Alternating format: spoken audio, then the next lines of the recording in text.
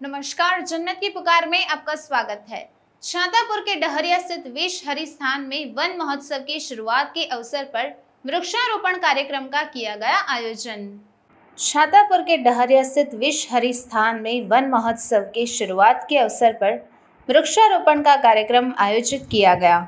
डहरिया के मुखिया संजीत चौधरी के नेतृत्व में आयोजित वृक्षारोपण के इस कार्यक्रम में स्थानीय आमजन, जनप्रतिनिधि, शिक्षाविद, छात्राएं समेत पर्यावरण आंदोलन के सदस्यगण शामिल हुए।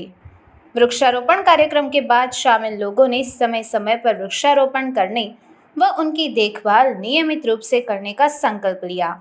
इसके साथ ही वन महोत्सव पर अपनी बात करते हुए छातापुर के पर्यावरण सांसद सह ट्री मैन राम प्रकाश रवि ने कहा कि वृक्ष महोत्सव, जो वन महोत्सव के नाम से प्रसिद्ध है, 1 जुलाई से 7 जुलाई तक चलने वाला पर्यावरण प्रेमियों का उल्लासिक त्यौहार है।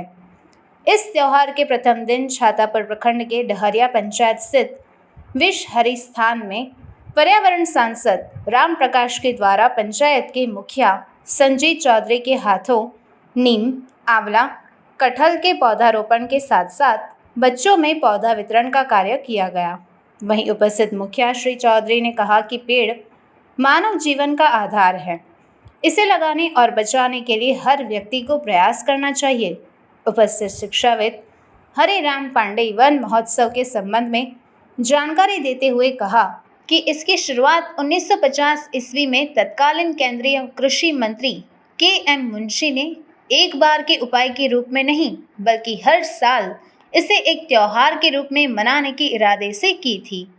वन महोत्सव के दौरान राज्य सरकार और नागरिक निकायों द्वारा विभिन्न स्कूलों, कॉलेजों, एनजीओ और कार्यालयों में पौधों की आपूर्ति की जाती है।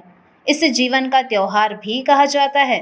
यह कुछ उद्देश्यों की पूर्ति हेतु शुरू किया गया था, जैसे फलों का उत्पादन बढ़ाना, मवेशियों के लिए चारा उपलब्ध कराना, मिट्टी संरक्षण को बढ़ावा देना, कृषि क्षेत्रों के लिए आश्रय बेहतर बनाने में मदद करना आदि हैं। कहा कि इस दौरान देसी पौधे लगाए जाते हैं क्योंकि मौजूदा जलवायु परिस्थितियों के अनुकूल आसानी से हो सकते हैं। जुलाई के पहले सप्ताह के आसपास भारत में मानसून आते हैं। यह इस त्योहार के लिए एक आदर्श समय है क्योंकि इस समय पौधों की जीवित रहने की दर वर्ष के किसी भी अन्य समय की तुलना में अधिक है। पेड़ धरती पर जीवों के जीवित रहने का स्रोत है। कहा कि पेड़ पौधे हमें ऑक्सीजन, फल, औषधि एवं हमारे आसपास की हवा को साफ करते हैं। इसके साथ ही यह वर्षा कराने में भी सहायक होते हैं। कहा कि पीपल, बरगद, नीम और तुलसी के पौधे दिन में ही नहीं, रात में भी ऑक्सीजन छोड़ते हैं। एक मीडिया रिपोर्ट के अनुसार एक इंसान हर साल 740 किलोग्राम ऑक्सीजन लेता है, जो मोटे तौर पर 7 या 8 पेड़ों के बराबर होती है। पेड़ वातावरण में मौजूद कार्बन डाइऑक्साइड ग्रहण कर ऑक्सीजन देने के साथ वातावरण को ठंडा करने में सहायक होता है। पेड़ मानसिक थकान को कम कर सकारात्मक भावना को जागृत करते हैं। बताया कि धरती सिर्फ हमारा घर ही नहीं, बल्कि समस्त छोटे बड़े जीवों का घर है। इनका जीवन भी मानव जीवन से कम महत्वपूर्ण नहीं। कहा कि आज मनुष्य अपनी महत्वाकांक्षा की पूर्ति के लिए तेजी से पेड़ों की कटाई कर रहे हैं। नए फैक्ट्री एवं शहर के वसवाटों के लिए जंगलों को काटा जा रहा है। बढ़ती जनसंख्या जंगलों के विनाश का मुख्य कारण बन चुकी है। इसके चलते भारत ही नहीं, संपूर्ण विश्व में ग्लोबल वार्मिंग की समस्या खतरनाक हो चली है। बहुत सारे पशु पक्षी विलुप्त हो चुके हैं या विलुप्त होने के कगार पर हैं, जिससे पर्यावरण संतुलन बिगड़ रहा है। धरती को ग्लोबल वार्मिंग के खतरे से बचाने हेतु जनसंख्या नियंत्रण के साथ पेड़ों की कटाई रोकने एवं नए पेड़ पौधे लगाने की अत्यंत आवश्यकता है। मौके पर वैद्यनाथ यादव, सेवानिवृत्त शिक्षक नरेंद्र चौधरी, अरुण कुमार, साक्षी कुमारी, अरविंद यादव, उप मुखिया अनारकली देवी सहित दर्जनों बच्चे उपस्थित थे। सांसें न होगी कम, पेड़ लगा रहे हैं हम।